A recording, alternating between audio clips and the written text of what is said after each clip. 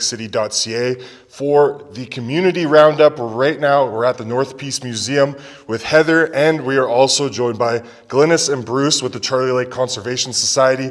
The community roundup is brought to you by Brad's Furniture and Appliances. Just to start off, Heather, what is the Lake Next Door exhibit? That's what we're talking about today. What's going on at the museum? Well, this is a special temporary exhibit developed by the Charlie Lake Conservation Society in partnership with the museum. So we've always wanted to do more with natural history, and the Charlie Lake Conservation Society approached us, and they've come up with an extremely interactive exhibit, so great for the family, with all sorts of information about animals and plants and insects and so on around Charlie Lake. And that's so awesome. So I know when you sent me the release about the exhibit, one of the things it was said is that some people might not know of the natural history in Charlie Lake.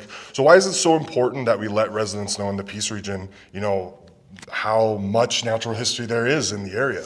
Well, a lot of people think that Charlie Lake isn't doing very well as a lake. They don't realize there's a lot of biodiversity around the lake, and that the lake is actually doing quite well, and creatures are flourishing. So it's important to get that news out there, and for people to learn a lot more about the wildlife and fish and so on in the lake.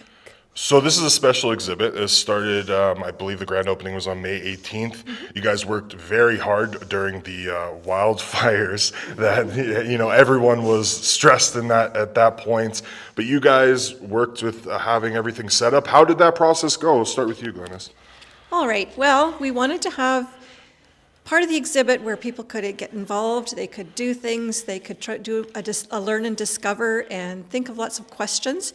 So what we did was we had a million ideas, and we just wanted to bring in a few aspects of what we love about Charlie Lake. So it became about the interaction between this ancient lake and the natural environment and all the people that exist there and recreate there and do sports there. So we started off with a model. That was Bruce's brainstorm. We started off with a cardboard box model to try and figure out our floor space, to think of what we could put in it so that people could enjoy the exhibit, be active within it. So the first thing we came up with was the fact that we wanted to have something living. So something living is the world of the micro critters. So there's Daphnia and water boatmen and all kinds of microscopic little creatures here, and then we have a great magnifying glass to show everybody what's going on in there. So it was looking at the zooplankton mostly in the water. People are amazed at how rich the aquatic life in the lake is. But we've just brought the littlest creatures with us.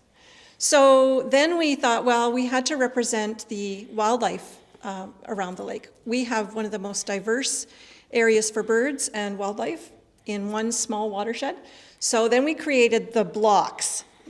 Bruce has one. They are 6-sided representations of all the assets of Charlie Lake, so people can sort them, play with them, build them, and there are little messages on them so people can read if they feel so inclined, or they can just play. Play was a really important part of it. So the next thing was the beaver house, which I'm sure you'll feature here in a moment. Yeah. The beaver house was a brainstorm, and it has come to fruition. You can climb in there and read a book and imagine being a beaver and just go in there and enjoy the space. We know that large adults can go in there. We've tried it, and they fit. And we'll try again here and they in a fit, bit. and so I encourage that. We have the fishing hut. It's just a place to go in and experience being in a fishing hut for those who haven't done it. You can even go fish. There's a little play go fish in there. There's other things to enjoy in there as well. So we have a few models of the topography of Charlie Lake. Most people don't really realize how shallow it is and how warm it gets, which is part of the really unique way that the lake exists naturally. So it's an ancient lake. The museum has really good information about the thousands of years where it's been an important place for people for thousands of years. But right now we want to really encourage people to go out there and love the natural value of the lake. So we are just a small group from the Conservation Society, and we are always encouraging people to go out and get to know the lake and enjoy it in whatever manner they like, winter or summer. So we have some events coming this summer. Do you want to mention what those are? We have... Sure. So this Saturday, we're kicking off the annual Charlie Lake Spring Cleanup. So that's at the south end at 10 o'clock, if you would like to join us. We also have on June the 20th, we're partnering with the Whiskey Jack Nordic Ski Club, and we're going to have a guided plant walk. And that starts at 9 o'clock. And do we get some curious critters this summer too? Are we doing that? Oh, absolutely. Okay, sweet. I love that so much. In conjunction with BC Parks, on BC Parks Day, and that's the third Saturday in June, or July, we'll be having our Curious Critters. I think this is our third or fourth? at least the fourth, yeah. Yeah, time, and that's always popular. We'll have hands-on exhibits and lots of displays out there and activities for the kids. That's so awesome. And my last couple questions here before I pick up the camera and kind of show everyone who's watching what the exhibit has in store for them. One thing is it's been open here since May 18th. What have you guys found has been the most talked about item, I guess, in the exhibit from people who have come by, if there has been, or if you've had those conversations with people who've come by? Heather, is that a Heather question? Yeah.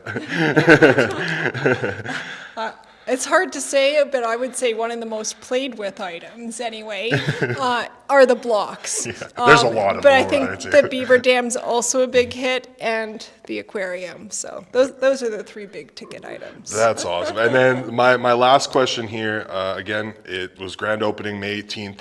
When is the exhibit running till? It's running throughout the summer till the end of August and September 15th. or September 15th. Okay. The other thing is there are going to be minor changes to it over the summer. We have a few things still to add so that if you've been once, come again in a month.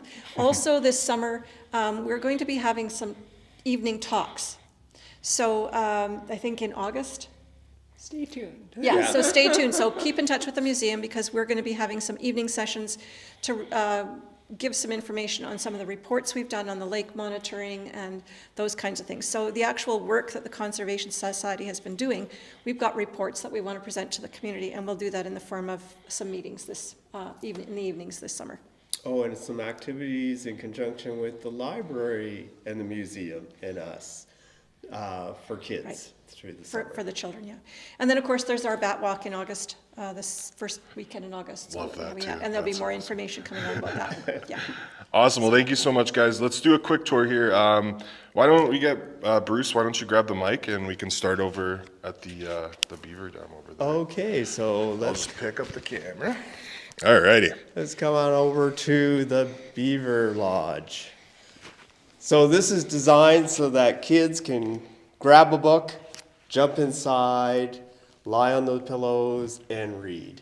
So it's just a nice spot for them to become beavers and enjoy the lodge. I was going to try and fit in it right now, but I'll do that at a later date because I'm worried it might be a catastrophe there. What else we got here? We got the boat. So we've got the Charlie Lake Conservation Society research vessel, and kids can climb in there and feel like being in a kayak.